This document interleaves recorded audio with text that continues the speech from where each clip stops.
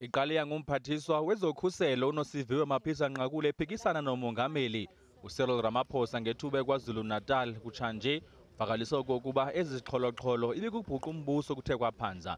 Kodwa ke uMapisa-Nqakula waxelela ipalamente ikomiti yezokhuselo okokuba akho nto ikumila kunjalo kweli lizwe. Kodwa ke waphinda wabuya ngamva wacula-culo limbi.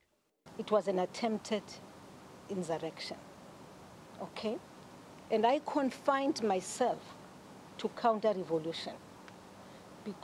But ultimately remember, any element of counter-revolution ultimately may as well lead to an insurrection. Kwelinye icala abaphathiswa uAyanda Dlodlo ukhuseleko lesizwe nobhekicele umphathiswa wamapolisa bathumele umyalezo ohlukileyo malunga nezobunhlola kweli. Kaloku bathe phambi kwepalamente akho nto ingathi ifuna ukuphandwa kwezobuntlola nalapho iinkcukacha beziphambi kwabo kodwa bathatha amanyathelo. Ingaba bethu kuthetha ukuthini ke oku xa siqwalasele ezobuntlola kweli lizwe? They had lost their focus. They were not protecting South Africa. They were protecting particular internal political interests. And that is not their function. You can't even say it's not their core function. At no level is it a function to protect political parties.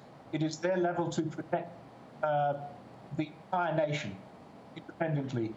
Kusenjalo ke iEFF ibhalele umphathiswa wekhuselo lesizwe ngelithi makacacise kulo mbandela. Kaloku kweli qela libanga ngelithi kwincwadi abamemelela kuyo kokuba uAyanda Dlodlo makasuswe, iinkcukacha bezikhona phambi kwakhe kodwa akathatha amanyathelo.